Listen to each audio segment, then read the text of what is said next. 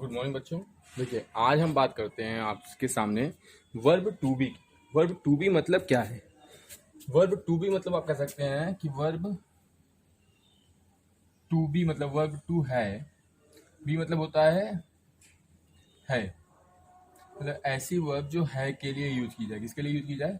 है के लिए, है, हूँ, ही, ठीक है, इनके लिए यूज की जाएगी। तो उनको हम क्या कहेंगे? उनको हम प्रयोग कहाँ करते हैं? मतलब देखिए, मोस्टली इनका प्रयोग जो वर्ब टू बी है, ये इज एम आर और वॉज वर, ये हेल्पिंग वर्ब के रूप में यूज होती है, सहायक क्रिया के रूप में यूज होती है।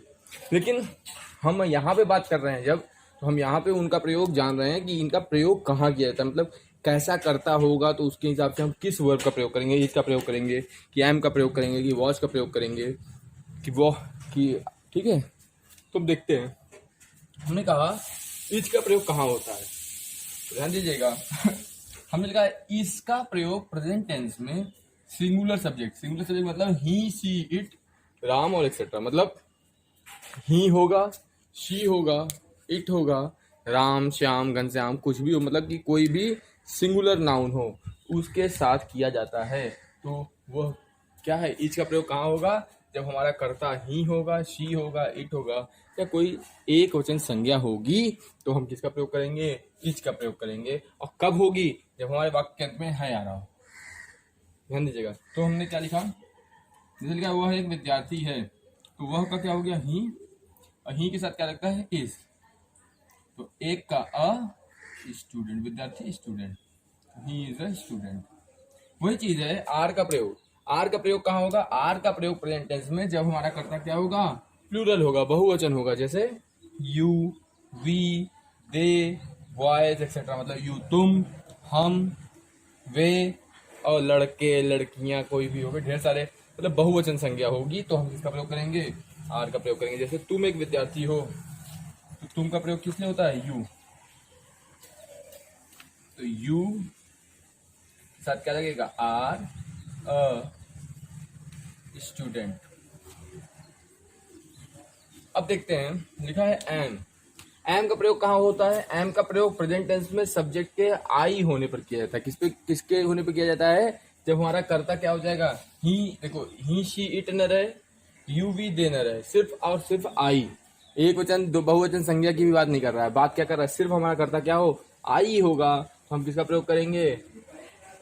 एम का प्रयोग करेंगे। जैसे लिखा हुआ है, क्या लिखा है? मैं एक विद्यार्थी हूं, तो आई एम अ स्टूडेंट। यहाँ पे ध्यान दीजिएगा, तो यहाँ पे एम हो गया, इज हो गया, आर हो गया, ये क्या है? ये वे सहायक क्रिया हैं जो मुख्य क्रिया का भी काम कर रही हैं। इसके बाद हम बात करते हैं यूज ऑफ वॉज या वर की।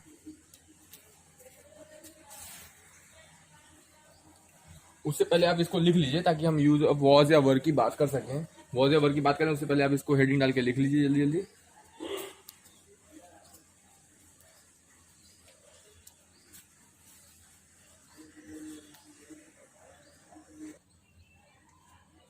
तो देखिए डियर स्टूडेंट्स, आपने अभी तक पढ़ा, हमने पढ़ाया use of is am are, पढ़ा दिया था। अब हम बात करते हैं यूज ऑफ वॉज या वर की। आपने उसको लिख लिया होगा। इसके आगे देखते हैं use of was were. Was या वर का प्रयोग होता कहाँ है? ठीक है, तो वॉज या वर का प्रयोग देखिए सिंपल सी चीज है। हमने कहा इसका प्रयोग प्रेजेंट में और इसका प्रयोग पास्ट में। बस थोड़ा सा अंतर आपको ध्यान क्या देना है, इस चीज का ध्यान देना है कि हमने देखिए इच के लिए किसका प्रयोग किया था? ही, शी, इट, देगा, ही, शी, इट और सिंगुलर नाउन का।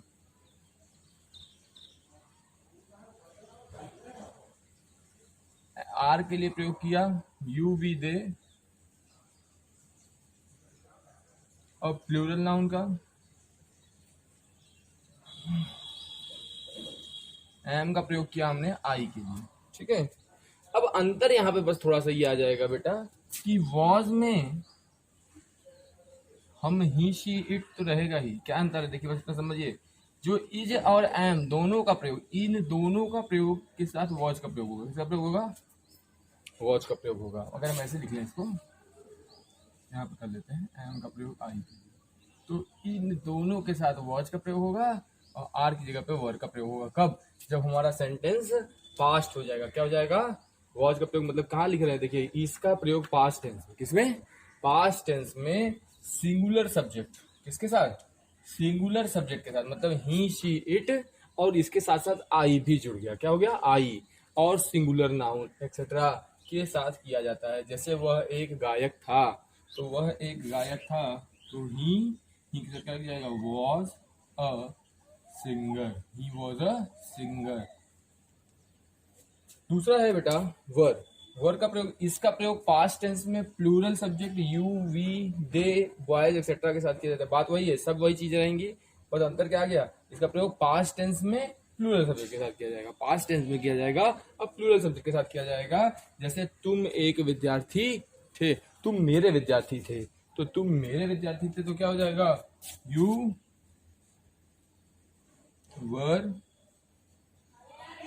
My student, you were my student. तो समझ में आया अंतर।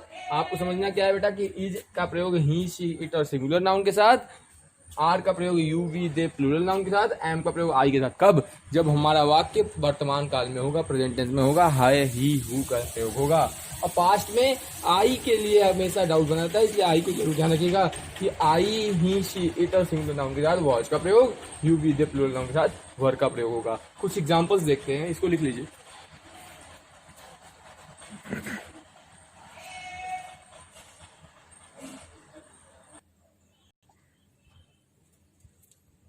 तो देखिए बच्चों, अगर हम एग्जाम्पल्स की बात करें तो हम एग्जाम्पल्स देखते हैं। एग्जाम्पल में सबसे पहले हमको क्या ध्यान देना है, इस चीज़ का ध्यान दीजिएगा, बार बार हम आपसे कह रहे हैं, हमको ध्यान देना है कि है या हूँ का प्रयोग हुआ है कि था, थे, थी का प्रयोग हुआ है। अगर था, थे, थी का प्रयोग हुआ है तो किसका प्रयोग होगा, वॉज या वर का प्रयोग होगा। अगर इसका प्रयोग हुआ है तो इज एम आर का प्रयोग होगा। और इस चीज का ध्यान रखना है कि अगर नहीं लगा हुआ है तो नॉट का प्रयोग कर देंगे, नहीं लगा हुआ है तो नहीं लगाएंगे। ध्यान देंगे कैसे हम कहते हैं, जैसे हम एग्जांपल ले रहे हैं, अध्यापक कक्षा में हैं, तो अध्यापक टीचर, टीचर एक वचन है लगा हुआ है तो क्या लगेगा, is, teacher is in the class. हम घर पर थे, तो वी के साथ थे लगा हुआ है, थे मतलब वॉज या वर। हम वी के लिए क्या लगेगा, वर, तो वी वर। और घर पर मतलब at home, we were at home. वह एक गरीब व्यक्ति है, तो he is a poor man, poor person, sorry person, he is a poor person. वह एक अमीर व्यक्ति नहीं था, तो ही वॉज, और नहीं लग के बाद था भी लगा है, तो he was not a rich person. प्रधानाचार्य अपने कार्यालय में नहीं थे, तो प्रधानाचार्य का क्या होता है, प्रिंसिपल। द प्रिंसिपल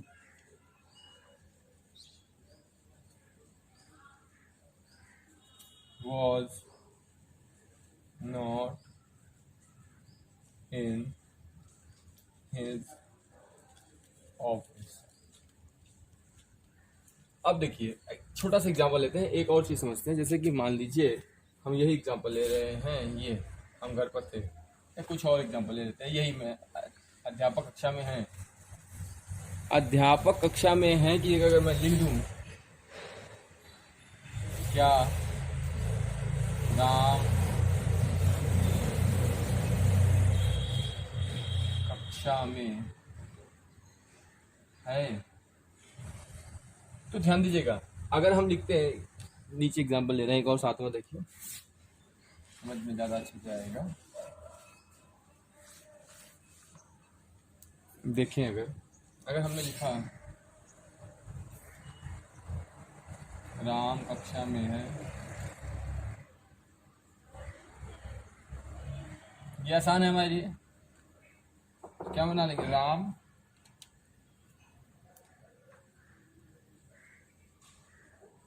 is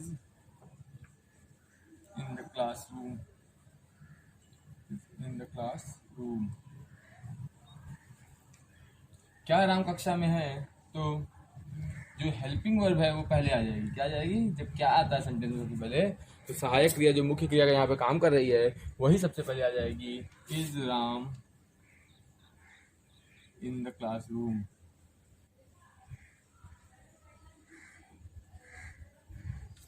ठीक है, और एग्जाम्पल देखते हैं। एग्जाम्पल देखिए, अगर हम लिखे मान लीजिए